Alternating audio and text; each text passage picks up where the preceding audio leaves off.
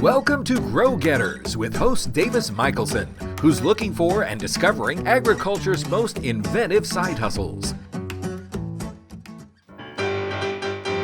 Top producer in Kansas City. We're very close to Kansas, but you're in Missouri. Top producer, America's premier producer parlay. Breakout sessions, KC barbecue. You chew the fat a little on ideas anew. Top producer, it's a Grow Getters show. Good morning, everybody. Welcome to Top Producer Seminar here in lovely Kansas City. My name is Davis Michaelsen. I'm the host of the Grow Getters podcast. We've got, Zach is a 20 podcast now that we've recorded. We're a little ways into it.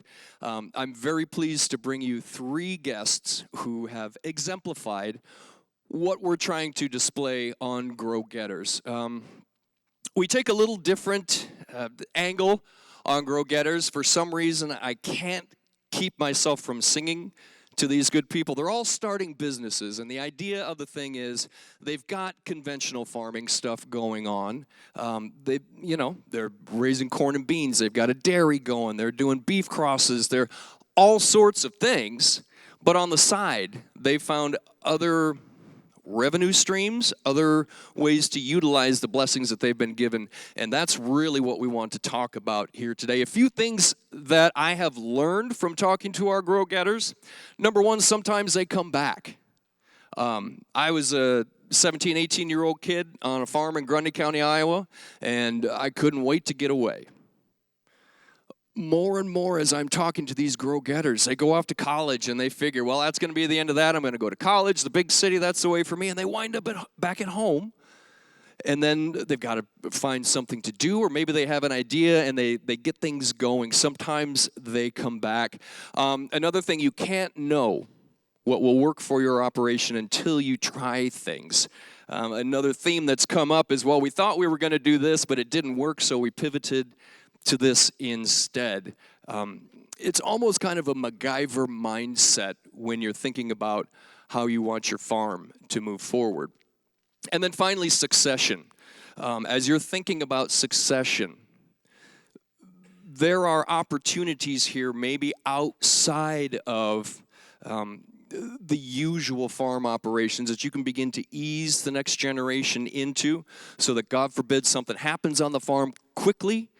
We've at least got people there with their feet wet.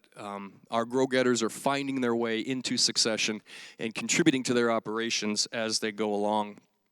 Here's what we're going to do. I've got a reunion here. We're going to start with Joe Knobbe from Flyover Whiskey. Joe was my very first guest on Grow Getters. I didn't know what to expect. I'm sure he didn't know what to expect. I don't know. It's quite interesting. Here, let me... Joe's song went a little something like this. Fly over to me, girl, I got whiskey. Fly over to me, girl, and bring a glass.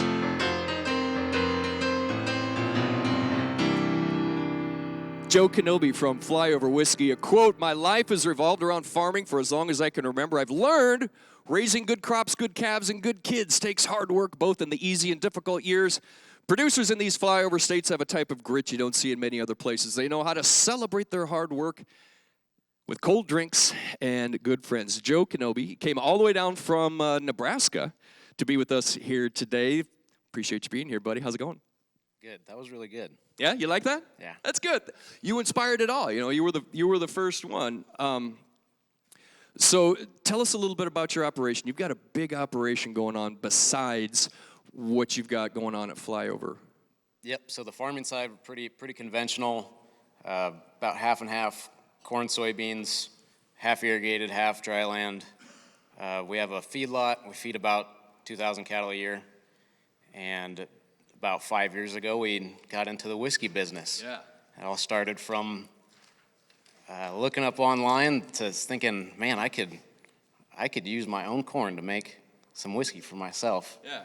And I don't think my wife liked it very much, but I made some whiskey in the basement, and it's all kind of gone up from there.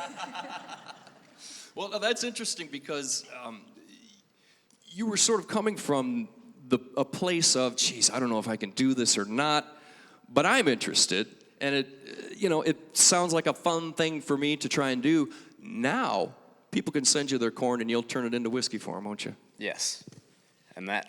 Yeah, tell us about that. Yeah, so it's we make it really easy. We've gotten corn from all over the United States. People send us our corn, we process it, ferment it, distill it into whiskey, we age it at our facility, and we get their details from their farm, where they harvested it, and any other information they want to give us, any picture of Grandpa on the 40/20, anything like that, their cattle brand or their farm logo, and we put it on the bottle, and it is their unique 6 bottles of whiskey that's just theirs from their farm. Is that still kind of your standard batch, is a 6-bottle batch? Yes. How long does it take, like, if I sent you some corn today, how long from then till I get a 6-bottle batch back? We're about 8 to 10 months out right now. 8 to 10 months, wow. Yep. Demand is high? Demand is high. Yeah.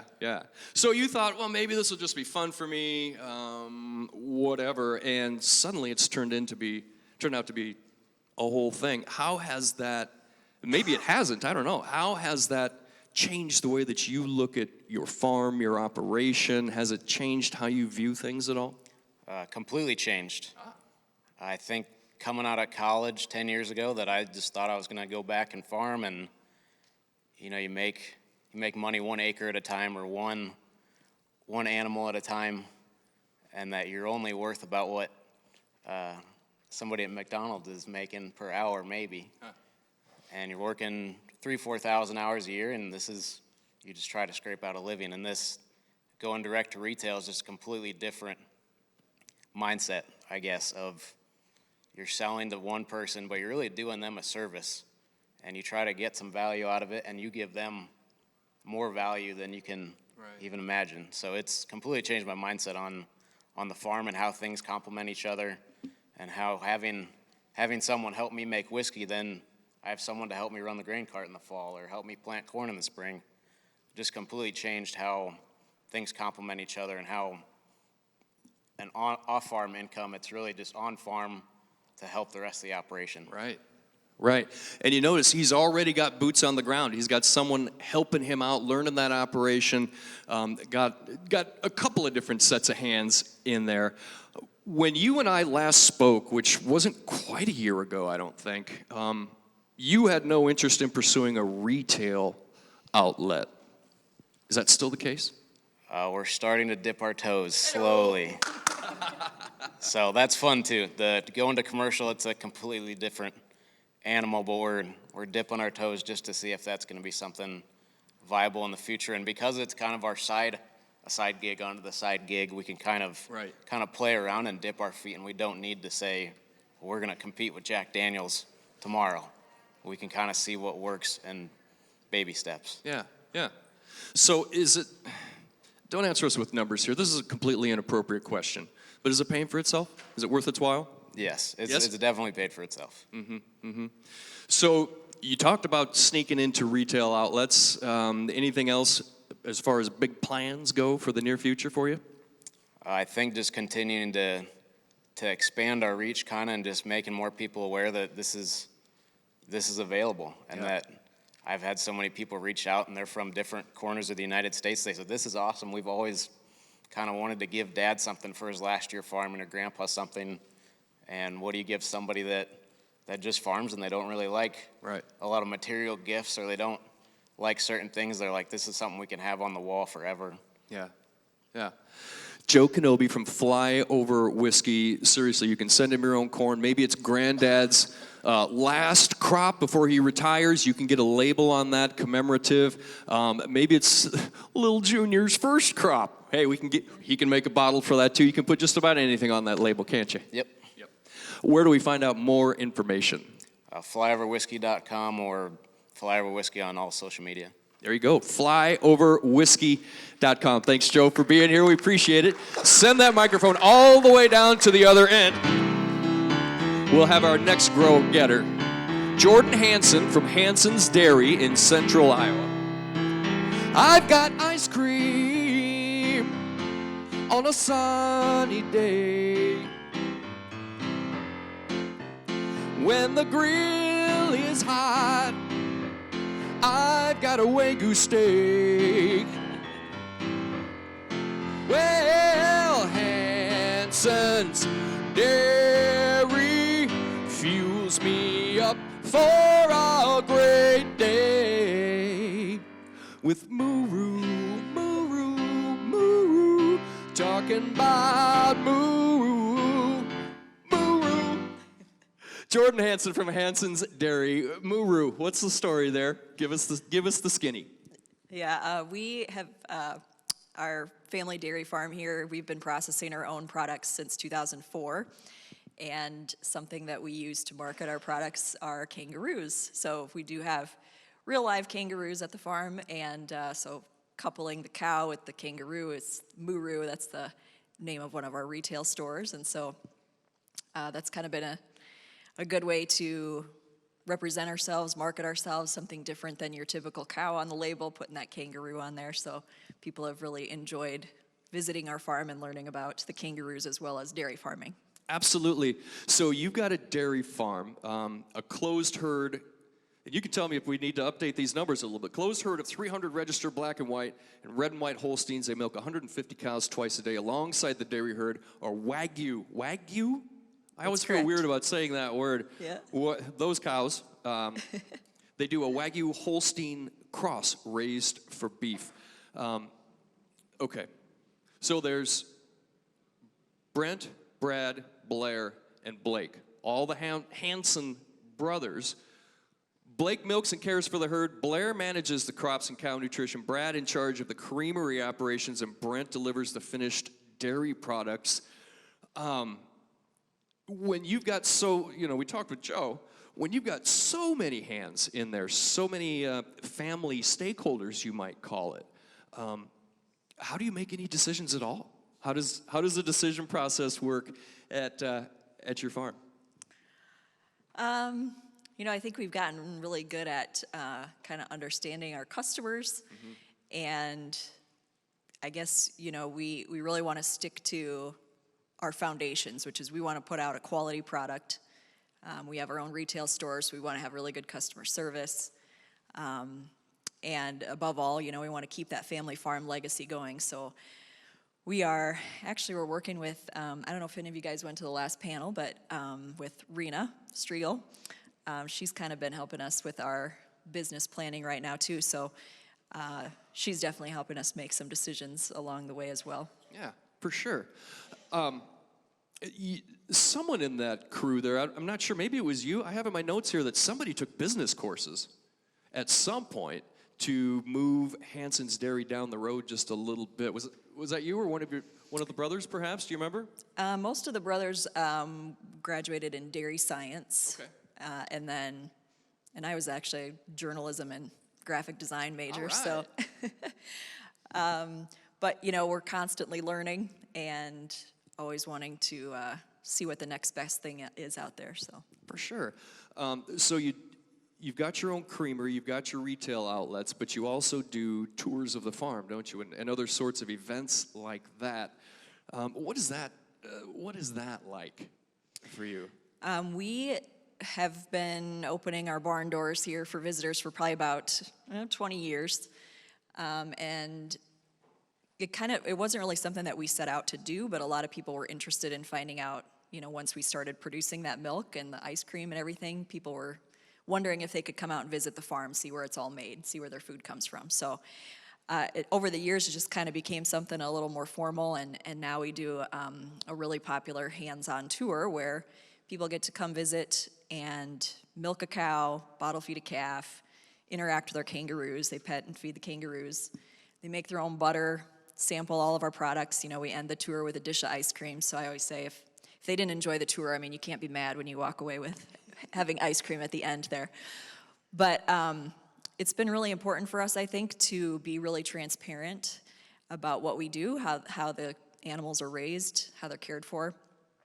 And so it's a really nice marketing tool for us, and I think maybe like Joe, it's it's a secondary business, but it's really has a lot of intangible benefits, you know, for the reputation of the business.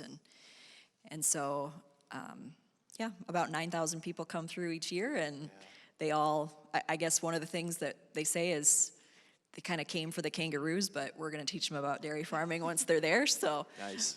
Win-win. Well, and because you get, and I've been there with my own kids. I used to live right near there. Yeah. I've been there with my own kids. I guess I got to wonder from a business standpoint, it's got to be kind of an insurance nightmare, doesn't it, to have just a bus full of elementary kids come rolling up and, okay, we're on the farm now. How does that work? Well, you know, one of the things that it's important for our tour guides to know is all the safety standards and that kind of thing. So really haven't had too much trouble with it. Of course, we keep them where they can't get into too much, much trouble. But, you know, the nice thing, too, is about in Iowa, we have an Agritourism Act, which, you know, is very protective of the farmers. And by coming onto the farm, you know, you're taking that risk, and it protects the farmers from the liability from that. But yes, we carry a lot of liability insurance as well. I would imagine so. So have you had enough, or what's next for Hansen's Dairy? Oh, man, we are, as part of what I was talking about with Rena, just looking at the next generation. So my husband is the youngest of the brothers. He's 46, and so we do have 15 kids in the next generation. That's a seventh generation of our family to grow up there. And so some of the older ones are in college, and, you know, looking at, are they going to be coming back and wanting to, you know, my husband's generation, they started the creamery, you know, that was kind of their big thing. And so this next generation, are they going to have something completely new that they would like to tackle, you know? And so that's where we're at, is seeing how big we can get. Yeah. Well, that's terrific. It's Jordan Hansen from Hansen's Dairy, everyone. If you will... We will be right back after a word from our sponsor. We can't control the weather. We can't affect the global demand for corn and soy. We can't even fix that piece of equipment you swear is still good if you just had the right part. But BASF can offer you 0% financing on our proven, consistent performing fungicides.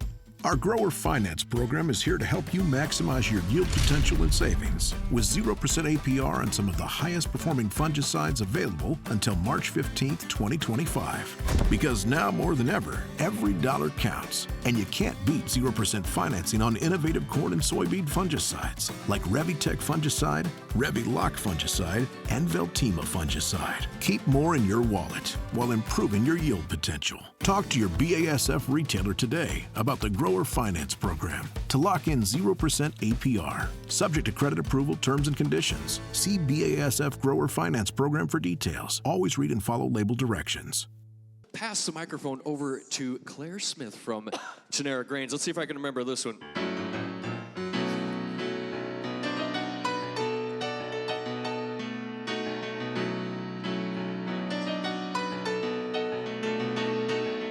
Whenever I eat Teffola grains, I feel so good inside. It makes me smile.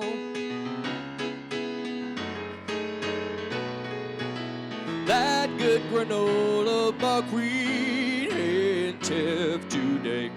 Whenever I eat Tenera grains. Claire Smith, Tenera Grains. Is it true that you are actually, literally, in reality, allergic to farming? Yes. I would break out in hives my entire childhood, but my parents said it was really important for all of their kids to show in 4-H, and so the day of showing, I bathed my sheep, and there were just hives everywhere, and no Benadryl to be found. So, but I am very allergic to the farm. And yet, for some reason, you had left, you were off doing something else, and decided one day, you know what? I'm headed back. I'm going back. What was that decision like? Well, it was mostly around the fact that I didn't want anybody to tell me what to do, and Okay. I didn't like having a boss. And so it turns out when you are your own boss, everyone else is your boss. So I didn't totally realize that I was trading one for hundreds and thousands. But it's been really fun building my own little corner of the farm, I would say, and carving out my path on a very old farm and trying new things and bringing my parents along for the ride. Yeah, and this is one of the things I really like about all of these stories. Really, is you said it perfectly. Carving out your own little path into that farm there. It's very important. There's more to life than corn and soybeans. More to life than hogs and cattle. But the fancier crops need a little bit more. You've all got a little sample there of the delicious foods that they produce there. But you made up a word, Teffola. That's not a word, right? It is not a word. What is teff? Tell us that. Teff is an ancient grain originating in Ethiopia and Eritrea. So traditionally they use it to make their bread that they eat every day. It's the world's tiniest grain, lots of protein and fiber and iron. And we started growing it in Michigan. This is Michigan. We're down here. And Ethiopia, of course, is really hot and dry. Michigan is temperamental when it comes to the weather. And so we started growing teff and buckwheat and then processing them on site, so cleaning and dehulling the buckwheat.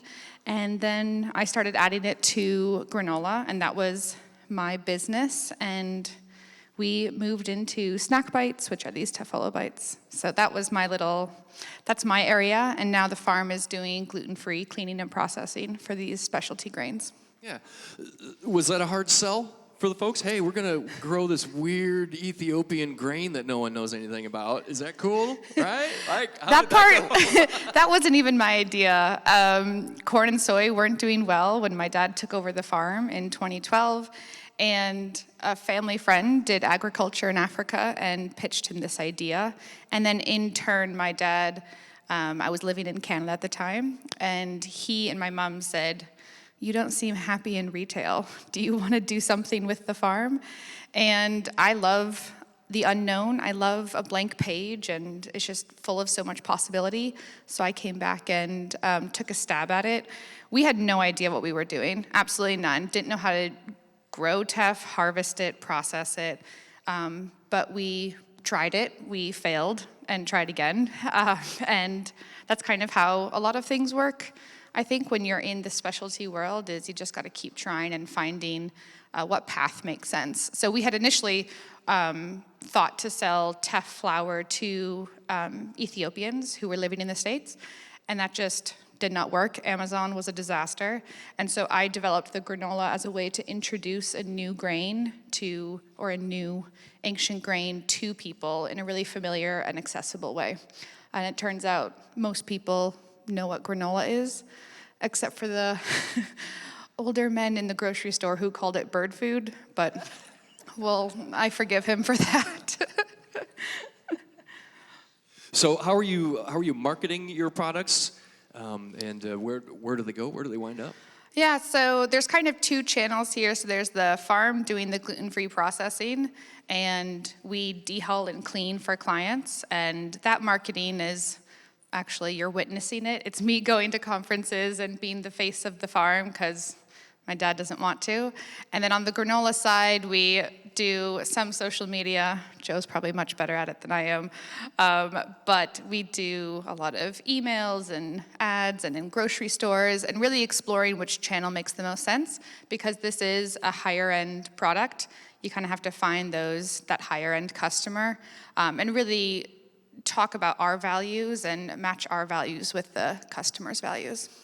You must have a website. Yes, eatteffola.com. Eatteffola.com. Jordan, I didn't ask you about a website for Hansen's Dairy. Give it to us. Yeah, hansendairy.com. There you go. We're also all over socials. Yeah, thank you very much. Okay, Claire, back to it. You clearly have a strong entrepreneurial spirit to you. Where does that come from? My mom's side of the family, there's a lot of business owners on that side. We're also just really stubborn. We're just really stubborn, and I never liked the idea of anyone standing in the way of my ideas, and so now it's just me in the way of my ideas, and I can be a real bully to myself, so she'll get out of the way.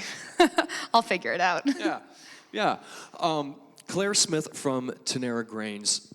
Now, Before we wrap up here, I do kind of want to give, does anybody want to ask any questions of our panel? If you've got a question, just raise your hand and we can try to get you an answer. We got one right here, sir.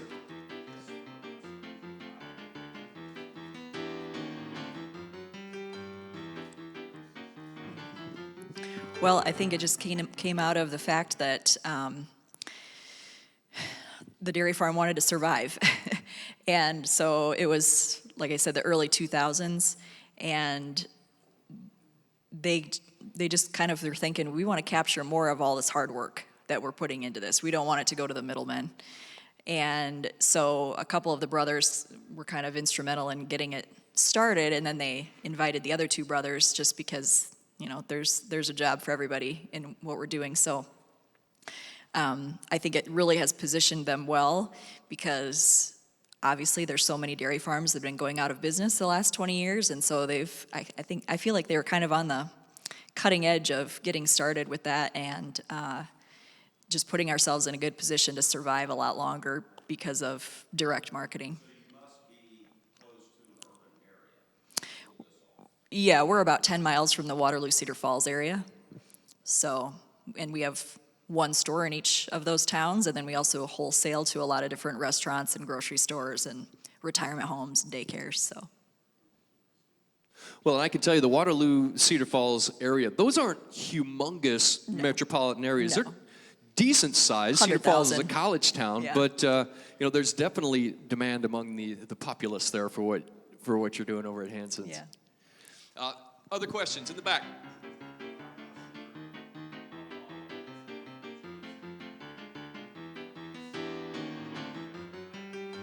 Yeah, for us, getting into we're also in like Fairway grocery stores. And so when we first started, a lot of the grocery stores actually started coming to us and saying, hey, you know, our customers are asking for your product. Is there a way we can carry it? And so that was really nice. Now, I will say that we were in Hy-Vees for a while and then started to not be able to supply them with what they wanted, and we actually got out for a while because it was causing some, you know, hard times because our products couldn't be on the shelf. I mean, we have a finite number of cows, you know, and so that was kind of the problem there. But we have recently, you know, gotten back into the Hy-Vees, and it's just a lot. With our own retail stores, you're asking people to make an extra stop to go to our stores, and we sell a lot of other local food besides our own products. So that's, you know, a good reason. We're always pushing for people to buy local, but putting it in the bigger grocery stores obviously makes it more accessible to a lot more people. And so we just have a really good relationship with them, and now we've been able to kind of temper the demand. And so that's been working out pretty well for us. Although I will say it is difficult to wholesale and retail in the same town. So. Our difficulty has not been Jordan's experience. We are a slow-moving SKU. So granola, the best of the best, they're moving a lot of product. They're moving maybe 1.7 SKUs per week, which means, or 1.7 units per week, which if you run your margins, that's pretty slow moving. So I had no idea what velocity was when I was first starting. So if I could go back, I don't think I actually would do granola because it is so slow moving. I would do something that has higher turnover to make retail a little bit easier. For us, we found a lot more success online because we can target the people that we want to target and then capture their email, resell, do subscription model. So that's just been a little bit more easy for us than retailers. We're also a really small team, so it's not as easy to keep up with the wholesaler constant check-ins and inventory checks and chasing invoices and dealing with distributors. Those are really, really challenging, and yeah, those are pretty challenging.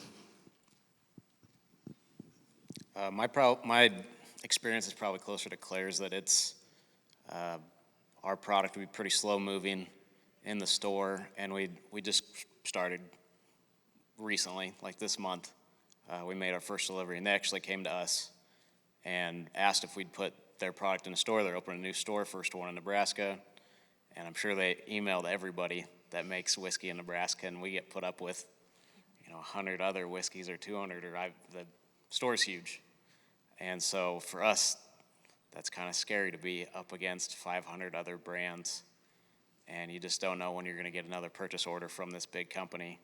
And so the daily grind is more towards the direct marketing, and there's a whole nother deal with alcohol that should you go through a distributor or should you just direct market? And you can direct market to retail in Nebraska now. But if you go through a wholesaler, they're going to go around and sell for you, but you're probably going to take a 50% margin hit, and that's just huge. So not really worth it, but it's kind of worth it to dip your toes and see if something's there, try to learn, and see if that's going to be a better path one day.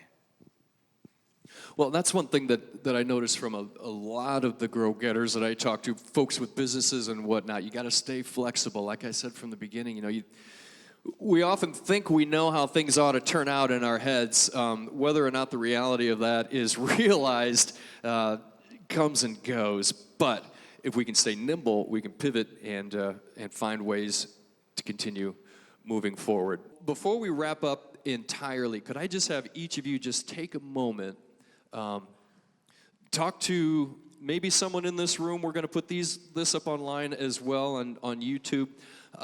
Talk to somebody who's thinking, wow, there's no way I could ever do anything like that. No way, forget about it. Give us a little pep talk, please. Sure.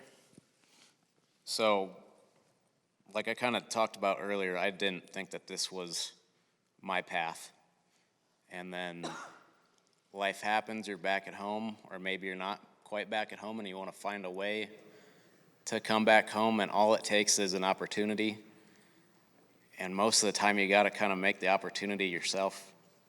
And whether that comes out of something happening on the farm, or something happens you weren't expecting, or maybe you're bored, maybe you're not making any money, maybe it's just tough times and you got to get through the market cycles. If you have an idea, and these are kind of probably 3 completely different ideas up here as examples, and other people you've had on the show, everybody just kind of took an idea and ran with it, and some maybe ran with it right away, and some maybe thought about it for a couple years, and then all of a sudden they took action. And it's taking that action that led them to where they are today. That's good. Claire. Very early on, I was on Instagram looking at this other brand and this other founder who was doing something similar, or that I thought was similar. And she said that it's just an indescribable feeling seeing your own product on a store shelf. And I just wanted to know what that felt like, of seeing the tangible result of your really hard work and your passion and your crazy idea and the late nights, and seeing that on a shelf is a remarkable feeling. And it's so cool to be like, I grew that, I made that, I sold it, and it's just really cool. So I would say feel the fear and then do it anyway, because the time is going to pass, so who cares what other people think of you? Just do it anyway. I think everybody has unique ideas out there, and so there's room for everybody in the market. And I would echo what Claire said about just seeing your product out there, even, getting a shout out there from the woman in the audience there. There's just so much pride in that, and I guess to be an entrepreneur, you have to have a little bit of craziness but a lot of passion. And you're all farmers, you all know how to work hard, so just go for it. There's always a market out there. Somebody's always going to be interested. Well, that's terrific. Thank you to all 3 of you. We'll wrap up here in just a moment. I just want to point out what a great time it is for agriculture right now, because there's so many ways to get material out in front of a nation, in front of a world who doesn't understand what we do. They don't know about how their food is made, where it comes from, how to grow food, what folks like this go through to get those products onto the shelves. Through YouTube and other podcast platforms, we're finding terrific inroads into the community so people can look at, someone like Joe and say, wow, that's a farmer, that's what farmers do? Huh, well, that seems about right. We need more of that because there are fewer and fewer farmers in our world these days. So my challenge to you is, you don't have to watch Grow Gators on YouTube if you don't want to, although you could like and subscribe and hit the notification bell if that's your kind of thing. However, you're going to start seeing more and more ag-related content online. It is up to agriculture to kind of keep that going, all right? Look for that content and take it in, because if we don't, it'll just go away. So with that, let me thank you all for being here. Let me thank Joe Knobbe, Claire Smith, and Jordan Hansen, of course, for participating. First, for being Grow Getters, and then for being so generous with their time here. And with that, we'll close with a song. That's Grow Getters, that's all that she wrote. I hope you got to, wait, hold on, my thing fell. I hope you got to take it in and take some notes, top producer. I can smell the Gates barbecue lunch. Breakout sessions, new farmers, new friends. The information keeps on flowing till it stops. Stop, producer, it's the Grow Getters Show. Now let's get out there and grow get 'em, everybody. Thanks for stopping by. Grow Getters is a production of Farm Journal Studios, where no one grows alone.